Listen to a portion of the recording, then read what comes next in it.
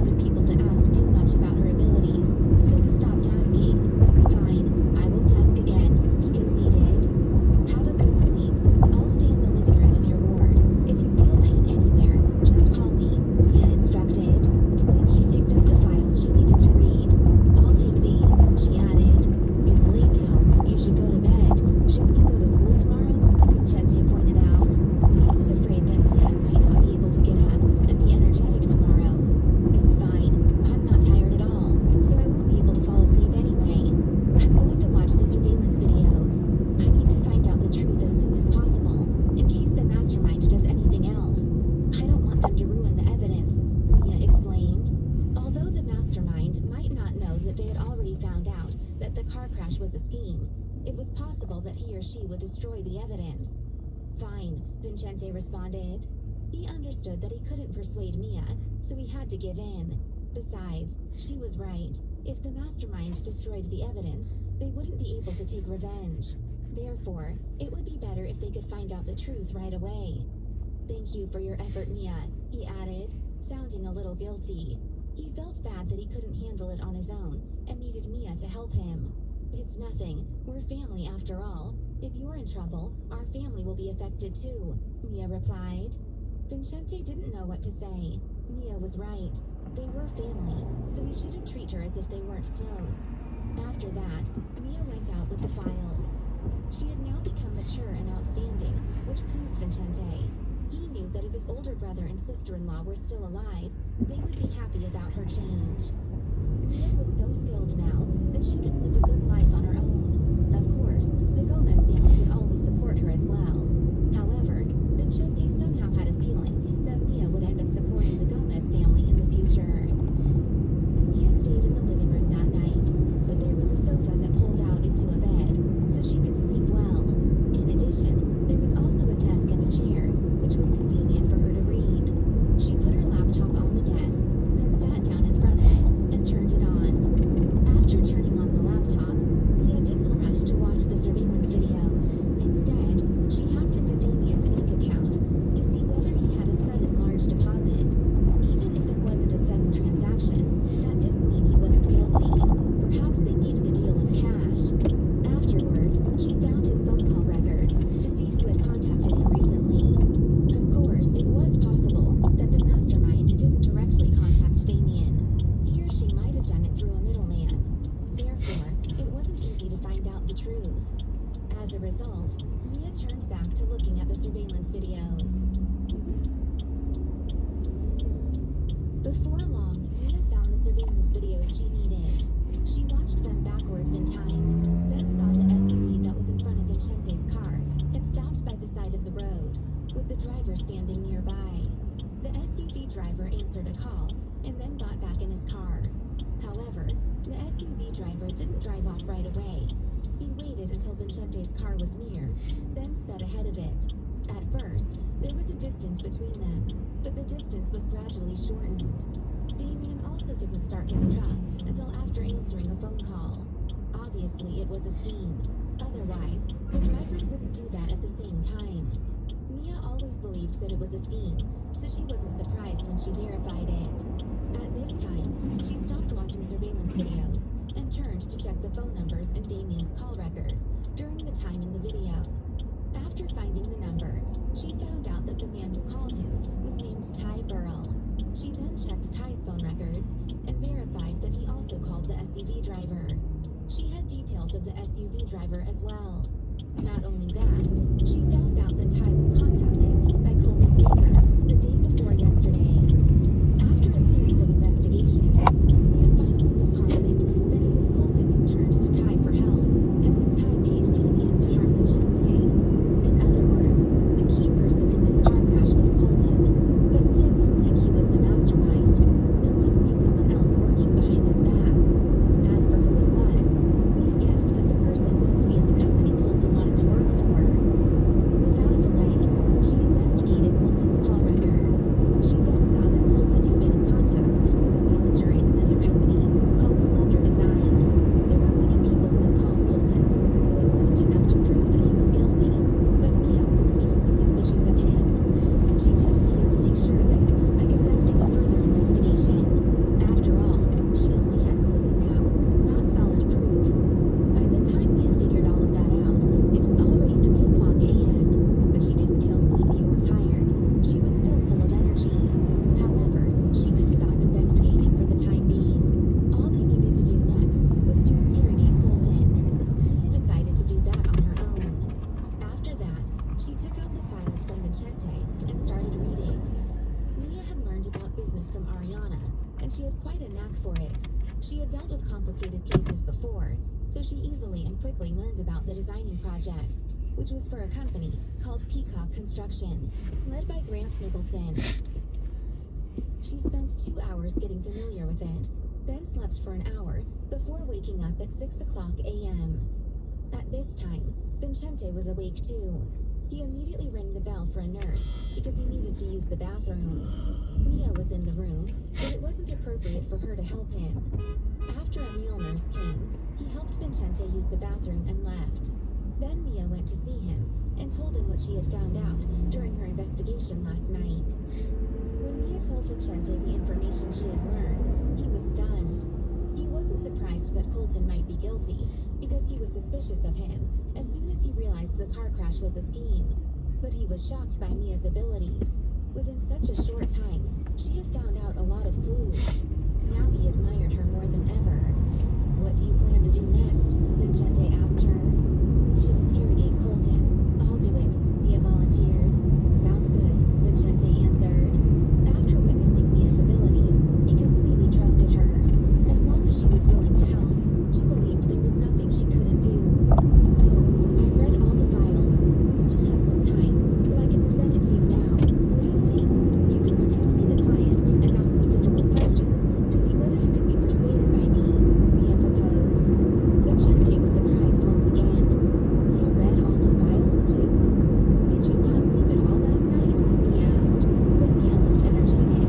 It didn't seem as if she had stayed up all night. On the contrary, it seemed as if she had a very good rest. "I went to sleep at 5 o'clock a.m. and got up at 6 o'clock. Don't worry, I'm not tired," Mia assured him. Hearing that she was up for a whole night, Vincente felt a little guilty. "Even if you are still energetic, don't stay up all night again. It'll harm your health," he cautioned. In order to set Vincente's mind at ease, Mia told him, "All right, I know. She wouldn't be so honest with him next time if she stayed up all night again." Afterwards, Mia pretended that Vincente was the client and introduced the project. When she did the introduction, she edited it and made it better. Vincente noticed the change and his eyes lit up after hearing Mia's presentation. As soon as she finished, Vincente complimented her. "Mia, you're a genius, an all-around genius," he praised. "I agree with you," Mia said with pride. But Vincente didn't think that she was thinking too highly of herself. After all, she was really very outstanding. If she acted too modest, she might appear hypocritical. However, Vincente still joked. "Aren't you modest?" "Hey, what you said is a fact. I don't think I need to be modest. It's more important to be truthful," Mia responded. When it was necessary, she would be modest, but it was unnecessary in front of her family. "You're right," Vincente chuckled. Mia's character didn't change much. She was as proud of herself as always, but her pride matched her abilities now. "So what questions do you have?" Mia asked. After Vincente asked her several difficult questions about the project, which Mia answered easily, he was very satisfied. "Mia, you're really amazing. I believe you can take over the company in the future," Vincente complimented, fully meaning what he said. Although he had been managing the company for years, he had no intention of keeping it forever. If Mia wasn't naturally a good manager, he would support her, but if she could manage the company well on her own, he was more than willing to leave it to her. As for his kids in the future, he had shares in the company, which was enough to provide them with a good life. "Don't say that," Mia protested. She had no intention of taking over the company. "I only need 20% shares and a dividend, and that's enough. I don't need more of it," she insisted. Couture Design was highly successful now, thanks to Vincente. It was already a lot for her to have 20% shares of the company. Hearing Mia's words, Vincente was surprised. He didn't expect that she had no intention of taking back the company. He was even more surprised when she continued. "Whatever I want, I'll get it by myself. The truth is, I want to start my own business." Vincente had confidence in Mia's abilities, but it wasn't easy to build up a new company, and he didn't want her to end up in financial trouble. "But Mia," he started to protest. "All right, no one can change my mind. But Uncle Vincente, if you can manage the company well, keep it away from David," Mia interrupted. Since Mia said nobody can change her mind,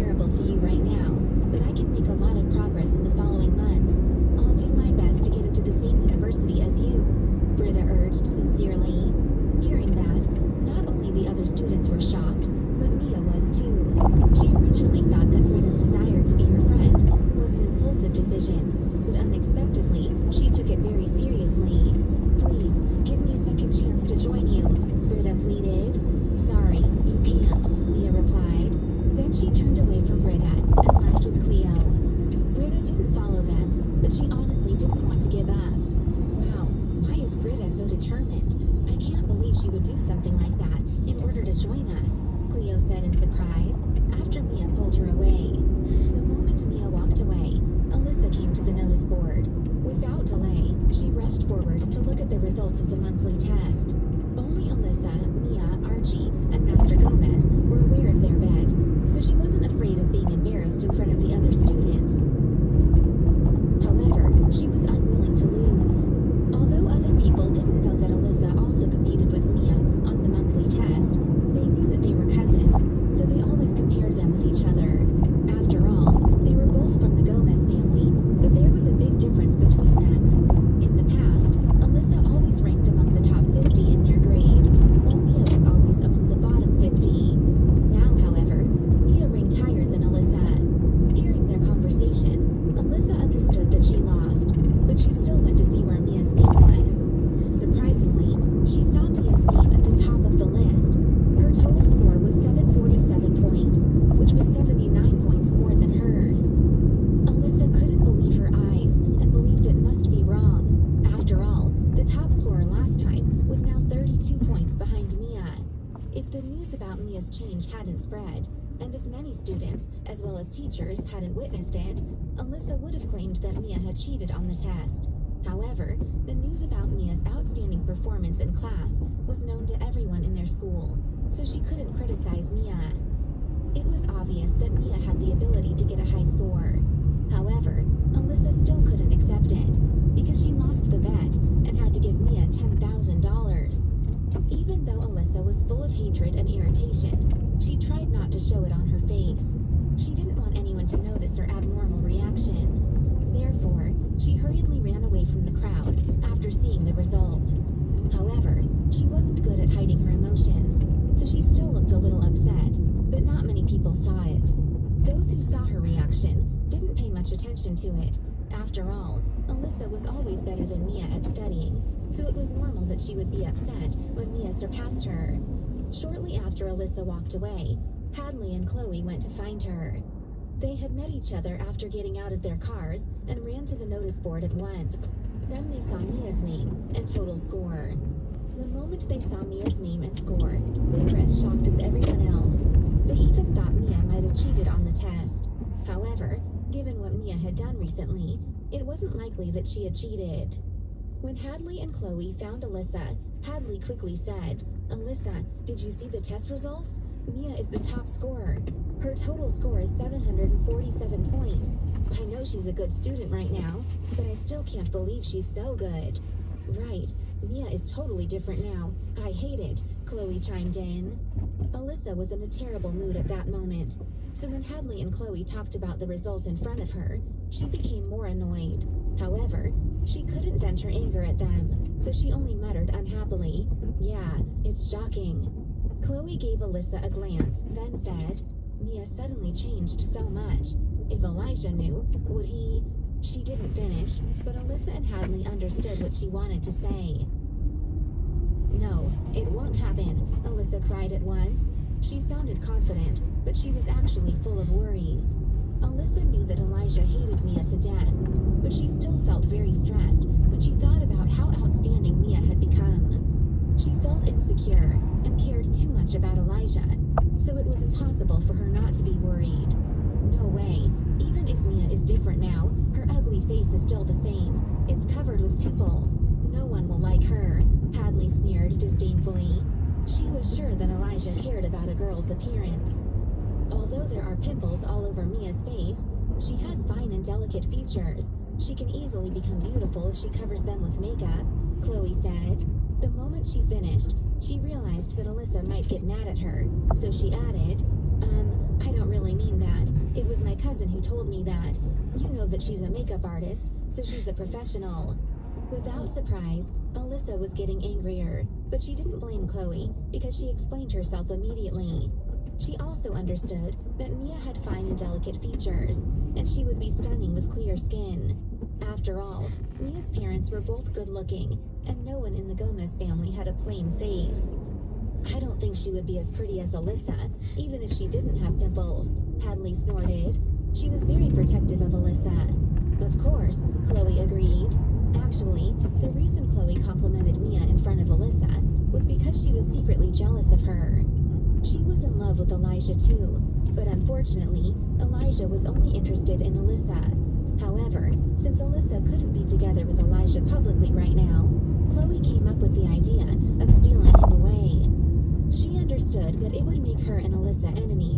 but she didn't care. Alyssa acted pure and elegant in front of them, but Chloe knew that she was a calculating girl. The moment anything went wrong when they did something together, Alyssa always put the blame on her. She had been embarrassed like that many times, so she had a grudge against Alyssa. Therefore, she didn't care if they became enemies. She thought that Elijah might not be aware of Alyssa's real colors. If he knew, she didn't think he would continue to love her.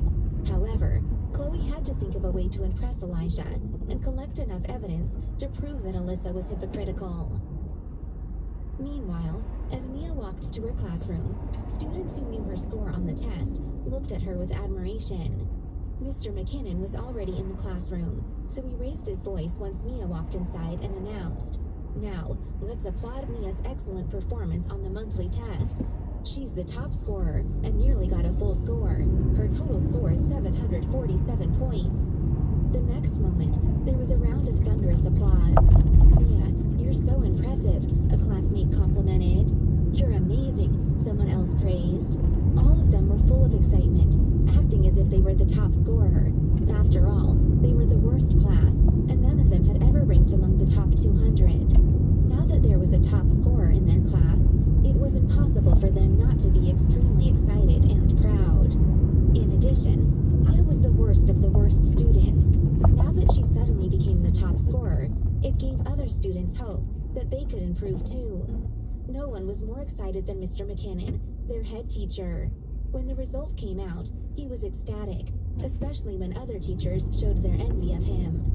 He had believed that Mia might be among the top 10, but unexpectedly, she was the top scorer in the school.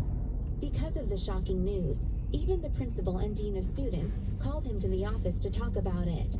At first, they were doubtful of Mia's score, but they were convinced after Mr. McKinnon's explanation. However, they said something that upset Mr. McKinnon afterwards, because they wanted Mia to study in the best class. Given her score, they reasoned, she should be with the best students. It was true that Mia's abilities matched those of the students in the best class, and she might not study her best in Class 8. Mr. McKinnon was unwilling to lose Mia, but he didn't know her opinion yet, so he couldn't turn them down right away. He needed to ask Mia her thoughts first. When her classmates cheered for her, Mia politely thanked them and started walking to her seat. However, before she sat down, Mr. McKinnon approached and said, "Mia, we need to have a talk outside." "Sure," Mia agreed. Then she followed him out into the hall. Outside in the hall, Mr. McKinnon immediately... This October 6th through 10th, don't miss history in the making. The Promise of Music is the first World Congress on the social impact of music, happening right here in Toronto. 5 powerful days of concerts, forums, and a cultural kaleidoscope with artists and leaders from across the globe. Be inspired, be transformed. Don't miss it. Tickets are selling fast at promiseofmusic.com. Reserve yours today. He turned from happy to upset. When Mia saw that, she understood that something wasn't right, but she said nothing and waited patiently. Mr. McKinnon remained silent for a few seconds, then said, "Mia, because you're the school's top scorer on the monthly test, the principal and dean of students want you to join the best class in our school, because you deserve the best teaching. They're worried that if you stay in Class 8, it may negatively affect your learning. So, they want me to ask you for your opinion. Do you want to stay in Class 8? It's totally up to you. You can make the decision on your own." Mr. McKinnon hoped that Mia would stay in their class, so that the other students could make progress along with her. Mia had only helped their class review for a few days, but they all got higher scores on this monthly test than they ever had before. If she continued to help them, he believed all of them could make great progress. However, he wouldn't force Mia to stay for his own good.